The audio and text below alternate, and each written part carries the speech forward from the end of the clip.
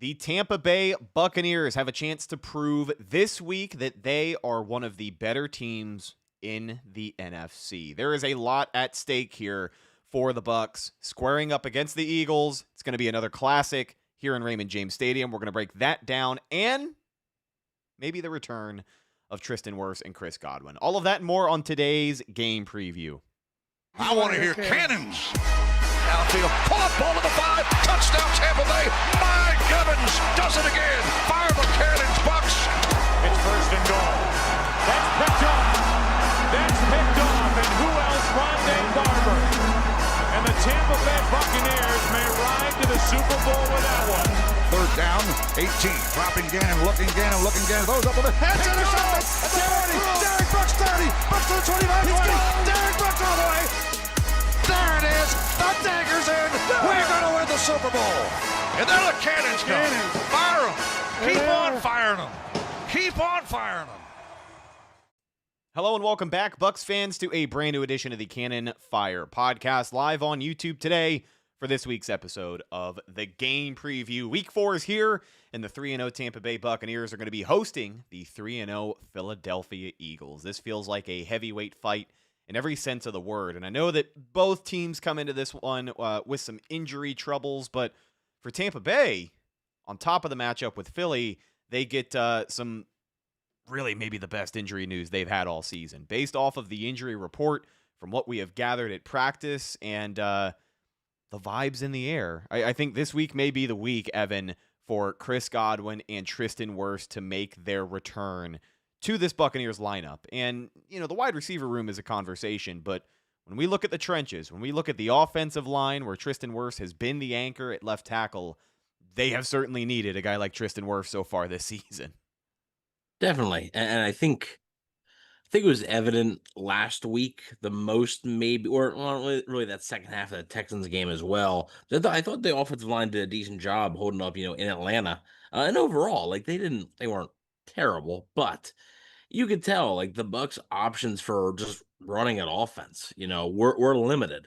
There's a lot of screens, a lot of you're trying to get the ball out quickly, trying to get the ball out of Baker's hands, not to hold on to the ball, not really pushing the ball downfield. You really couldn't. There was a few people that asked us on the post-game show about Cade Otton, right? And sort of where he's been and stuff. And, they've been using their tight ends as blockers from time to time. So that's limited, a weapon in the passing game. So, yeah, getting Tristan Wirfs back is definitely going to help. And, all signs are pointing to it, right? I think one of the biggest signs is actually he spoke to the media this week, which if you're not going to play, you're probably not going to be talking to the media much. So I think that was your first big clue that he's probably coming back. So it's definitely good to see, and we'll see how the Bucs offensive line shapes out. Because again, they still are missing Cody Mauch. They still are missing Luke Gedeke. They're not at full strength, but getting arguably the best left tackle in the NFL back, it's a big deal. In the Buccaneers, honestly, they kept their offensive line formation at practice this week under wraps. They specifically asked the media to not report who is lining up where. Now, again, the general assumption is that Tristan Wirfs is going to be good to go, but let's just say Tristan Wirfs is your left tackle. I think what the Bucs are looking for in this O-line is just a return to some kind of normalcy, right? I think these last few weeks have been the opposite of normal when you have your center playing left tackle, you've got your starting guard playing center, so on and so forth. Now guys are injured, missing for the year. But if Tristan Wirfs is back in the lineup at left tackle, then hopefully, fingers crossed, we're talking about Tristan Wirfs at left tackle, Ben Bredesen moving from center back to left guard, Graham Barton moving from left tackle back to center. At right guard, I think the jury's still out on who could get the nod there at right guard, but I think between Elijah Klein and Dan Feeney, Haggard's going to be in there as well as an option, and then probably Charlie Heck at right tackle. Just getting back to normal on the left side of the offensive line, I think, is going to be night and day compared to really what they have trotted out. And as you said, against Houston, against the Jets, I think to some degree this O-line has held their own, but you can absolutely see the cracks without, a guy like Tristan Wirfs. And let's not forget Luke Gedeke, who's going to be missing some time too.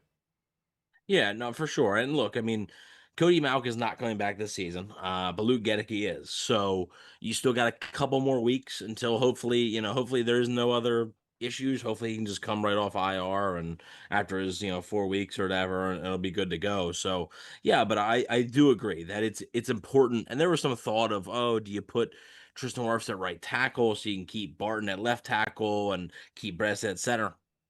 To me, I'm willing to roll the dice on Charlie Heck, just hopefully being adequate at right tackle, because I think it's important to keep that left side of the offensive line intact and have those guys playing their natural positions. I agree 100%. Now, the question is, do the Bucs agree? Because let's not forget that, I mean, we were in a situation where we thought Charlie Heck was going to kind of be the guy at tackle week 1.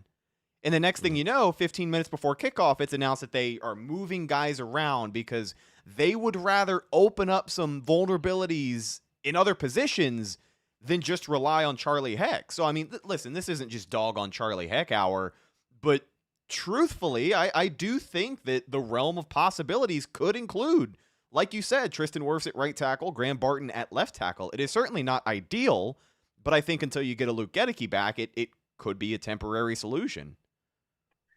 Yeah, I would just prefer, like, you signed him for a reason, right? Charlie Heck. Yeah. And he made the roster for a reason. Like, you went through an entire training camp, and at some point, you had decided that, like, Charlie Heck was not going to start against the Atlanta Falcons, but you still decided to keep him. So, to me, I would hope that that means you have some level of confidence in the guy, because I don't know if they think a guy like Ben Chukwuma, I don't think they think he's 100% ready for that role yet. So, I don't think they'd want to throw him in there. And, like, your other option really besides Wirfs is like moving Graham Barton now to right tackle. So what's he Yeah. gonna be a center? Then he's gonna move left tackle, and then he's gonna move sides. That's not smart, I don't think. So I would, again, I think it's too valuable to pass up having that left side of the offensive line, what you intended it to be originally, I think it's too valuable. So especially when it's Baker's blind side, I think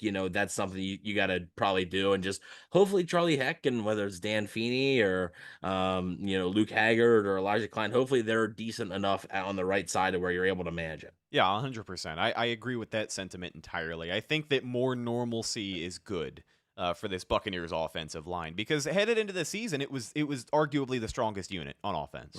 When you talk about having all 5 of those starters together, it is a premier unit in the NFL. And again, they've been making it work these last few weeks, but it certainly hasn't been pretty for the most part. So looking for some normalcy in that sense, and would like to get big Tristan Wirfs back in the lineup this week. Seems to be the week. Now, let's talk about Chris Godwin, because the expectations for Godwin are going to be a little bit different. I think the expectation among many is that he is still going to suit up and play for the Tampa Bay Buccaneers. But the question is, how many reps is he really going to get? I think it's been reported, there has been some rumblings that even though Chris Godwin is expected to be back this week, he could be looking at wide receiver 3, wide receiver 4 territory just because of the snap count he may be on. When you look at the production of Emeka Egbuka, Sterling Shepard really been a godsend for this Tampa Bay Buccaneers team. I think largely underrated, leads the team in catches right now, if I'm not mistaken.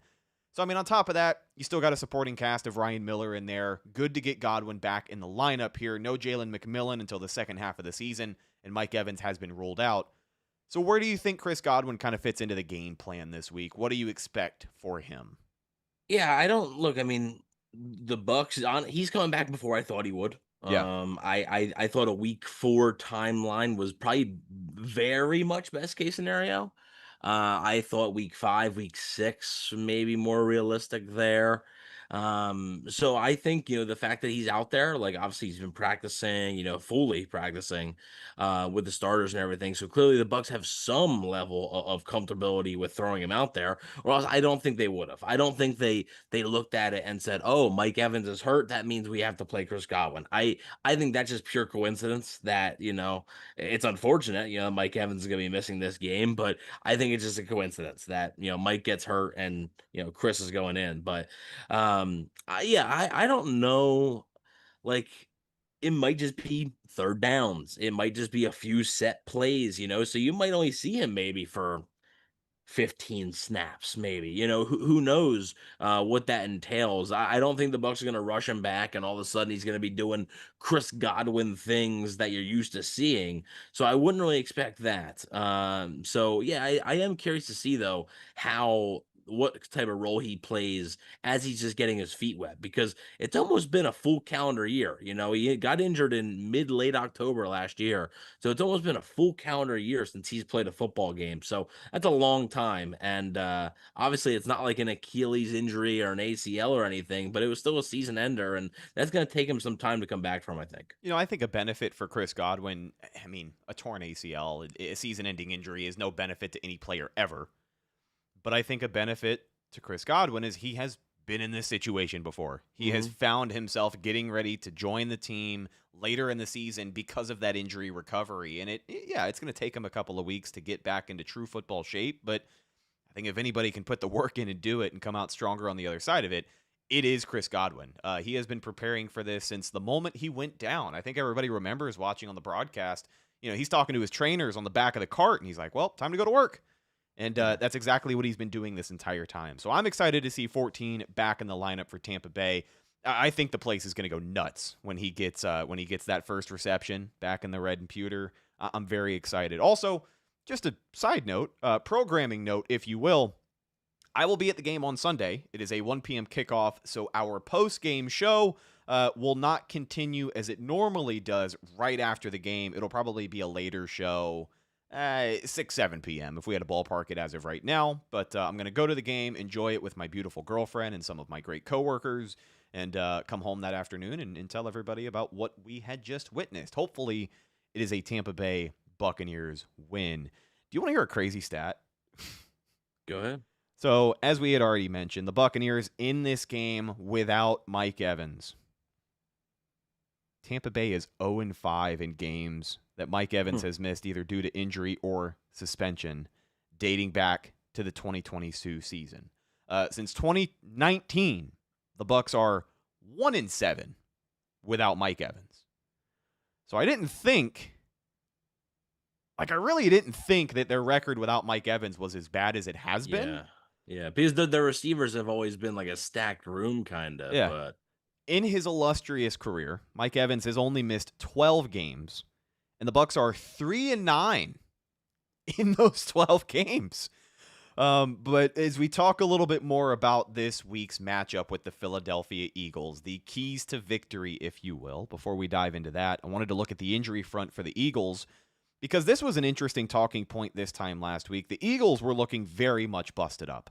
A lot of guys started the week and did not practice. Adoree Jackson, the corner, Zach Bond, the star linebacker, Jahad Campbell, the rookie linebacker, did not start the week practicing.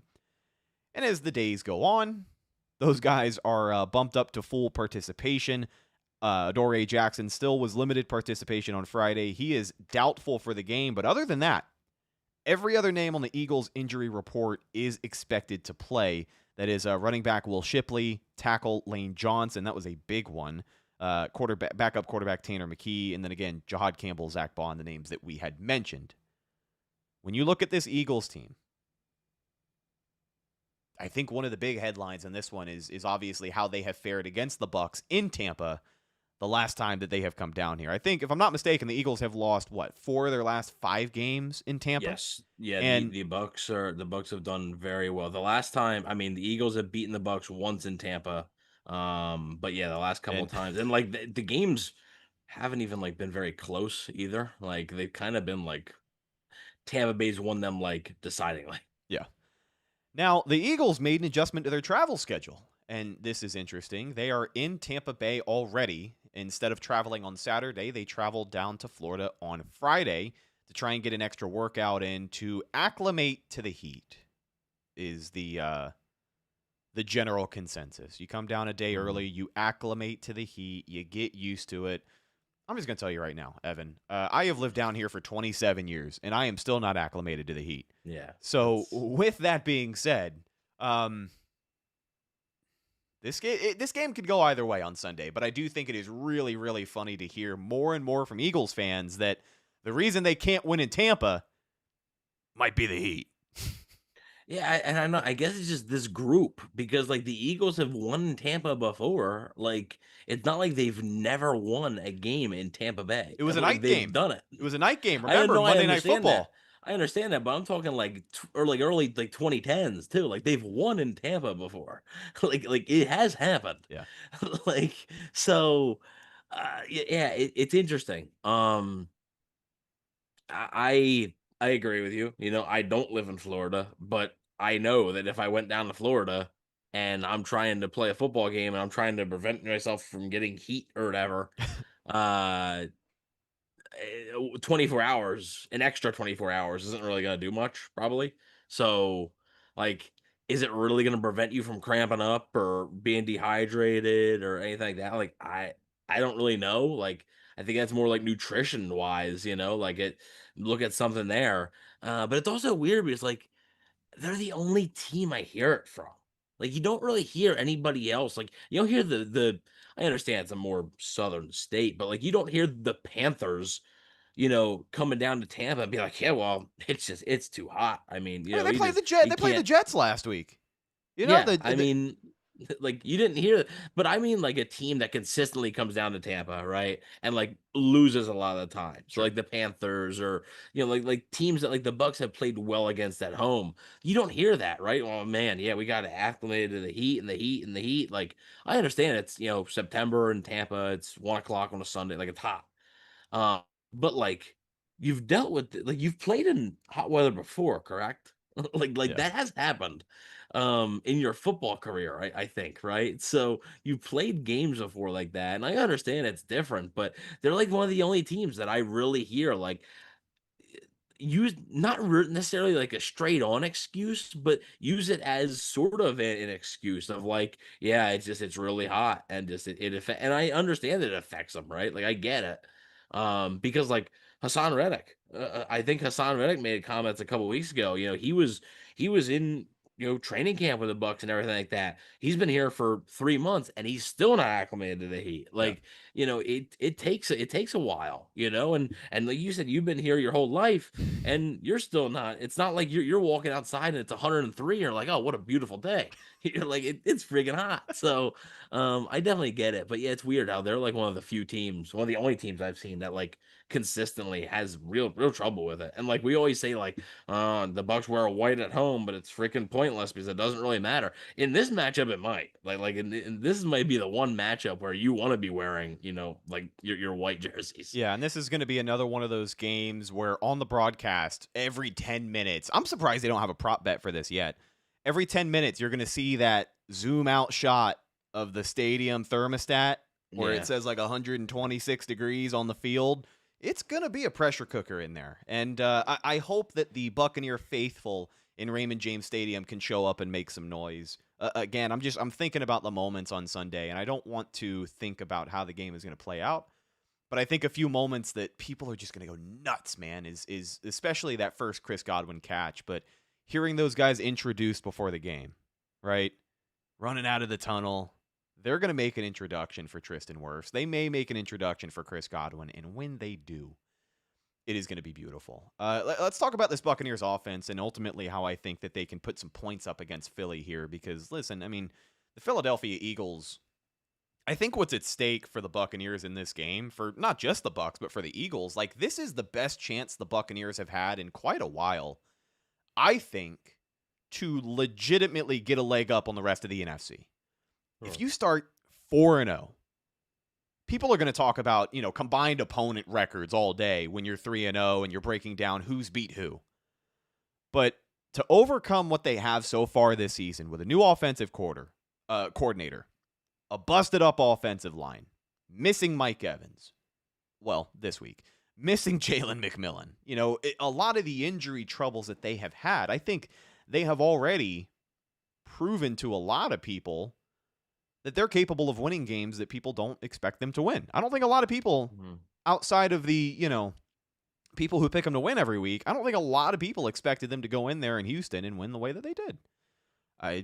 We knew it was going to be a tough game, but there have been issues that this team has had before that I think that they are overcoming, and they are overcoming those being as shorthanded as they are. So with that being said, I want to talk about the offensive side of the ball. Philly as a defense is among the NFL's best. And Josh Grizzard, as an offensive coordinator, is still kind of getting his footing. I think he has been in his bag a little bit so far this season, but I think we have yet to see him truly open things all the way up. And a lot of that has to do with his reinforcements. But this week, especially, we talk about the run game. We talk about Rachaad White. We talk about Bucky Irving. We can talk about Baker Mayfield. But I think a huge key to the game this week on the offensive side of the ball is that pony formation, where you see both of the running backs on the field at the same time. This is a stat courtesy of Pewter Report. Last year, through week 5, Baker Mayfield, out of the pony package, was 8 for 9 for 94 yards and 2 touchdowns. On running plays, Bucky Irving and Rachaad White combined to carry the ball 10 times for 119 yards while averaging 11.9 yards per carry. That's pretty efficient. Think so. And 3 of the Bucs' longest runs of the year up to that point, runs of 56, 32, and 31, came out of this personnel grouping.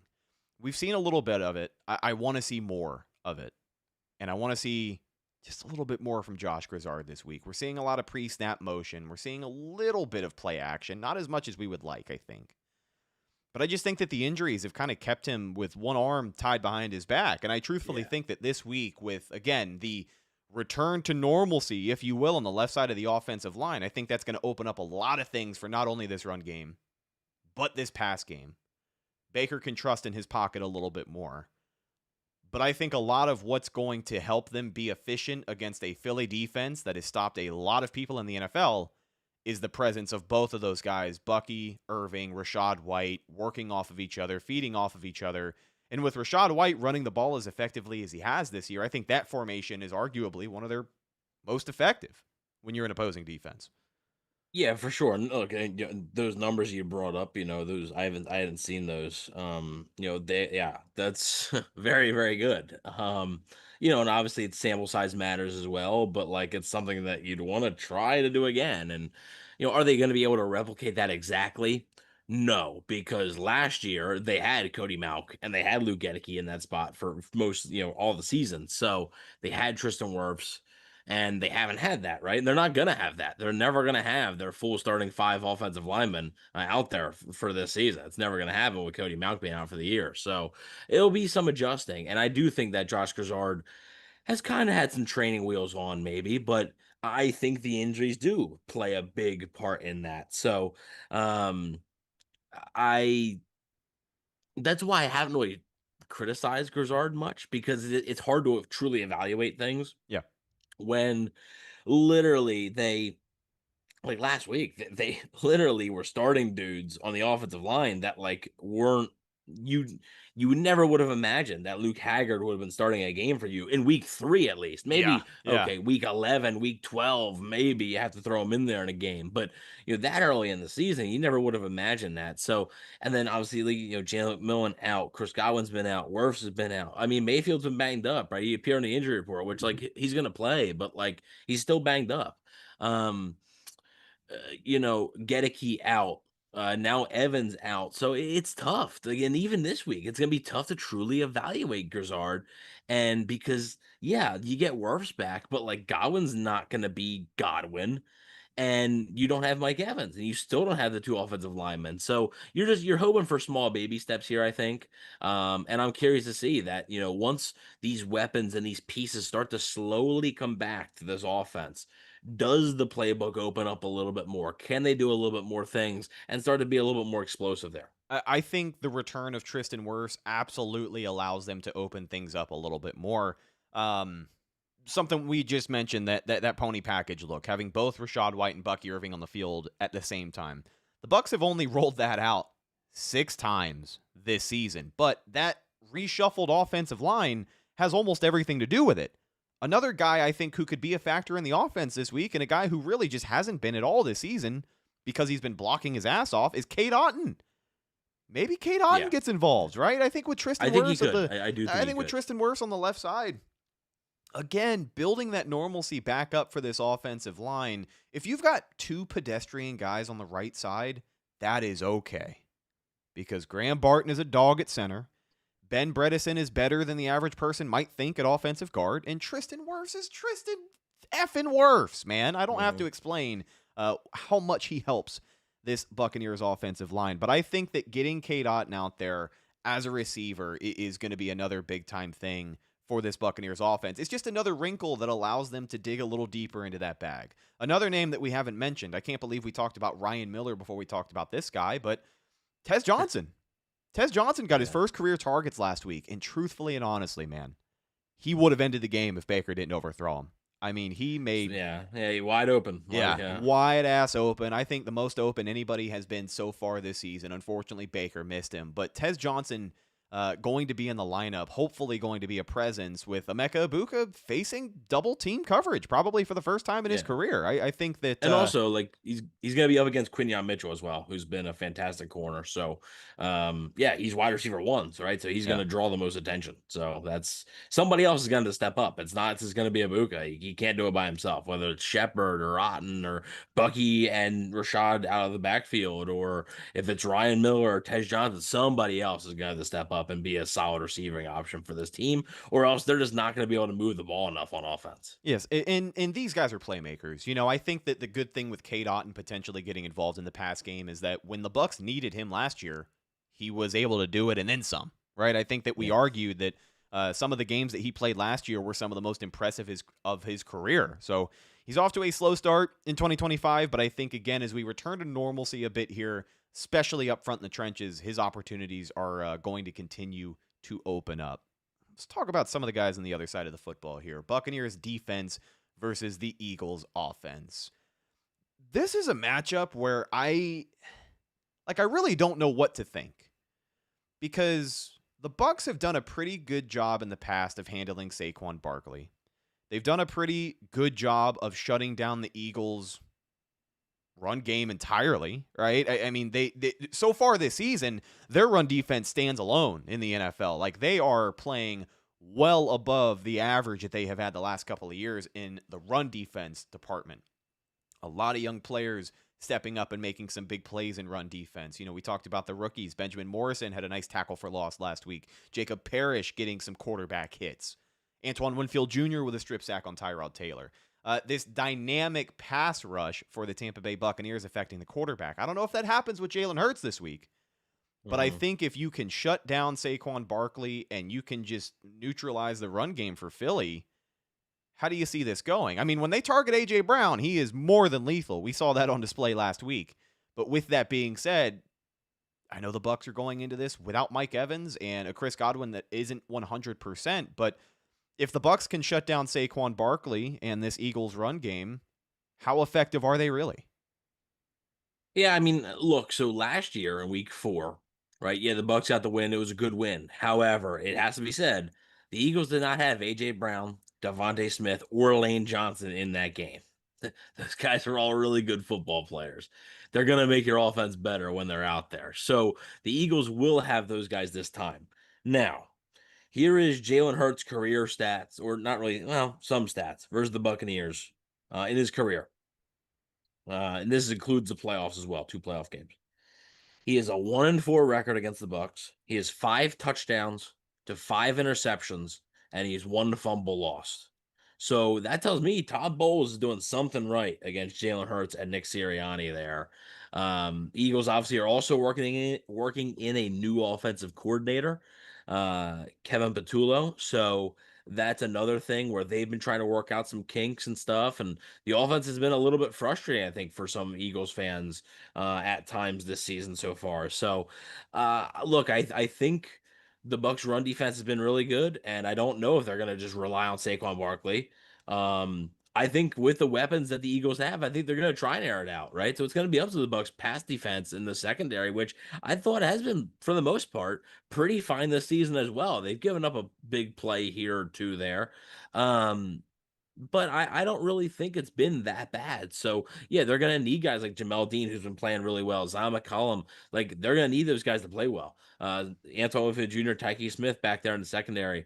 I think it's going to be big. And I think also getting pressure, right? Getting pressure with Ford, but also containing Hurts. Obviously, he's a runner, right? He can hurt you in more ways than one. And I think Dallas really learned that week 1. I mean, it seemed like half the offense was just Jalen Hurts using his legs, and they can do that. So I do think that those stats against, the Bucs for Jalen Hurts are real. I mean, Todd Bowles has had Jalen Hurts' number, and there's something to be said about that. But I also think that, yeah, like I would expect the Eagles to test the waters a little bit here and see if they can get some big plays with AJ Brown and Devontae Smith, and see if Jalen Hurts can get some more time, with Lane Johnson in there now. So it's going to be up to the Bucs defense is going to have to play well. You can't just rely on, well, Bowles does well against Hurts, so it's okay. Like, no, like these guys are going to have to perform. Shout out to the Cannon Fire crew hanging out in our live chat here. Almost 100 people watching with us on YouTube. We appreciate you guys every single week. Bill Camporis, Christopher Cole, Robert Baker, Bucs Nation 31, Willie Beeman, the moderator, holding it down. These guys pose an interesting question. And it's a valid concern. Because the numbers don't lie. Well, really quick. I just wanted to answer this really quickly. Yeah. Is the Robert Baker, is the questionable status on Wirfs and Godwin is a ploy to keep Philly guessing? So I believe the NFL eliminated a couple years ago the probable ruling. You can't list a player as probable, so it's questionable, but all those guys are trending in the right direction. It'd be a surprise if they didn't play. Sorry, yeah, and Bowles explicitly said Baker will play. Now, again, he's been kind of open about Wirfs and Godwin, but the growing expectation among everybody is they're going to be at least suited up, ready to go on Sunday. Baker will 100% play. I mean, Baker Mayfield could lose his leg from the knee down at practice and still find a way to be under center in that first drive of the game. So I'm not worried about Baker when they say he's questionable. So with that being said, one of the matchups on defense I wanted to kind of highlight for better or for worse here is SirVocea Dennis. We talked a lot about the situation that he found himself in heading into this season. The Buccaneers put a lot of stock in SirVocea Dennis. They really wanted him to be the running mate next to Levante David and hopefully be a guy that they can keep around post Levante David, because as of right now, it looks like you're going to be replacing 2 linebackers next year. SirVocea Dennis has had an up and down season. He's had a couple of big plays in run support. He has had a lot of terrible plays in pass coverage. I have to imagine the Eagles, their scouting department, their coaching staff, and especially some of those players on the offensive side of the ball are going to have what it takes to maybe take advantage of him this week. How do you feel about SirVocea Dennis right now? Yeah, I mean, look, he struggled against Bijan Robinson, right? Had the 2 kind of big plays against Bijan in that game. And to be fair, most people do struggle against Bijan. Yeah, Bijan Robinson's a good player. And Saquon Barkley is a great player, right? Like, Saquon Barkley could have won NFL MVP last year. Like, if he wasn't a running back, he would have, like it's tough to give that award to a running back. Like, they're just not going to do it. So look, I mean, yeah, if he has his moments, he has his moments. But the thing you can't have is just the backbreakers, right? The 3rd and 15s, and you give up a 20-yard play, right? Because you lose Saquon Barkley running out there, or you lose a tight end. I think the biggest thing with Dennis is when he gets beat badly. Like, yeah, he's 6-7 yards away. Like it's far. Like, he gets beat. So I think that's the biggest thing. I think that's why it stands out a lot too, because you're like, where is the dude? And it's always a big play. It's never like, oh, okay, yeah, he got beat, but it was an 8-yard gain. No, it's like a 28-yard gain. So hopefully he can. But you're right. I'm sure the Eagles are paying attention to that, and they're going to target him. Here is a stat from John Ledyard, and this just again, I think, indicative of SirVocea Dennis, his performance this year. There's not really any sugarcoating it. Per PFF, out of all players that have been in coverage at some point this season, SirVocea Dennis has surrendered the most yards after the catch of any player at 194 yards. The next closest player in the NFL has allowed only 97 yards.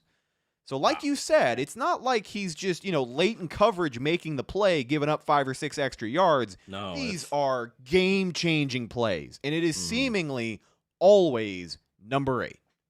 Yeah, no, it's they've won the games, right?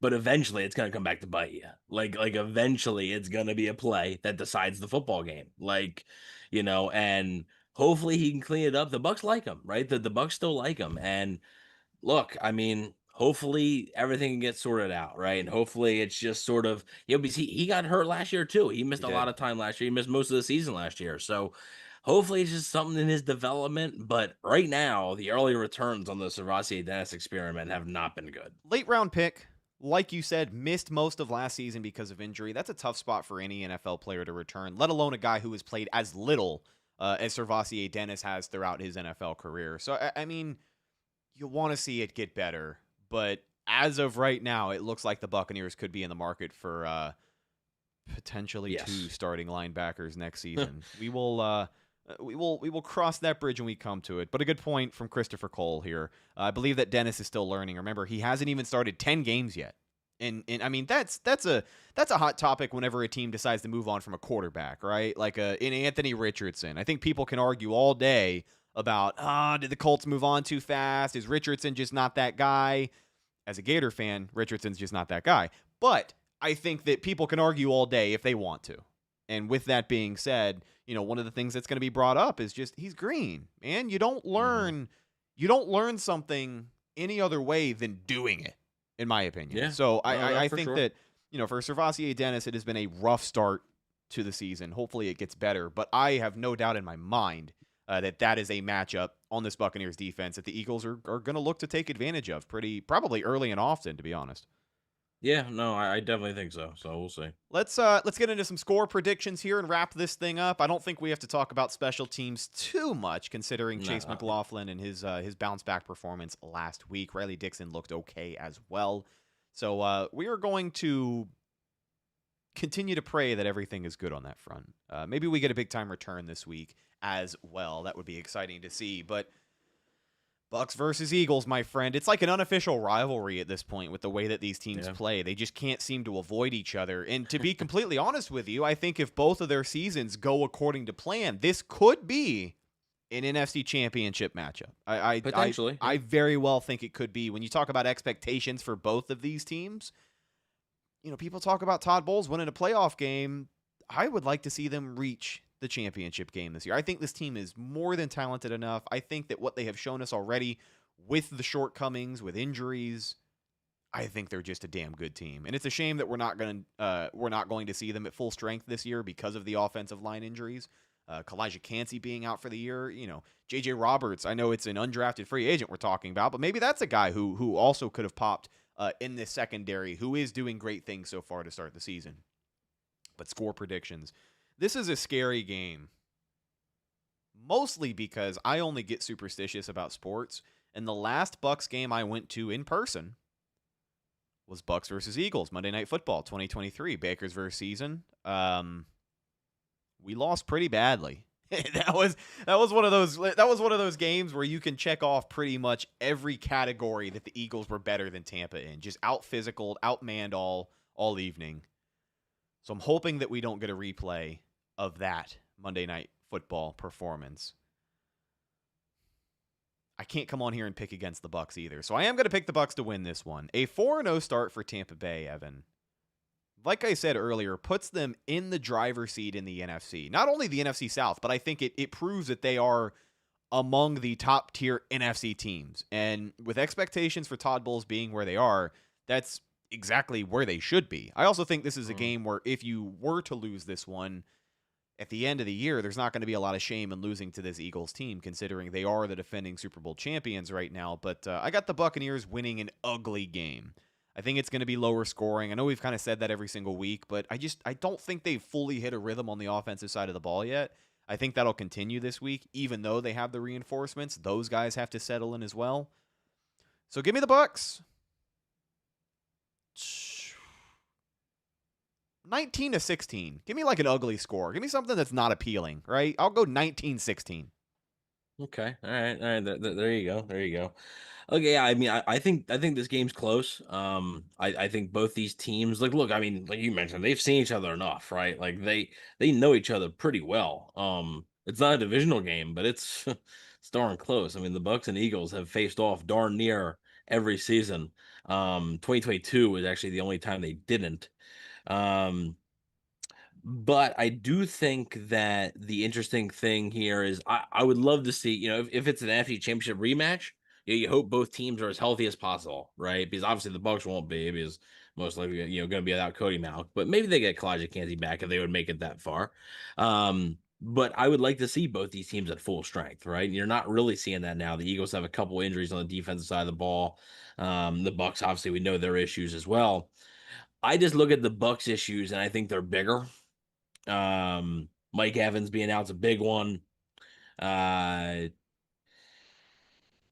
Wirfs coming back. Look, he's great, but he hasn't played football in a long time, right? Chris Godwin, same thing. Luke Gedeke still being out, that matters. I'm not really worried about Baker. I think he's a gamer. He's gonna, he'll go out there and do his thing. I'm not concerned about that. But I just think that you can get away with beating bad average teams with these banged up. I just don't really think you can beat a really good one. And I think the Eagles, while it's close, I think the Eagles ultimately win this game. I do have it, I think 24-17 Eagles.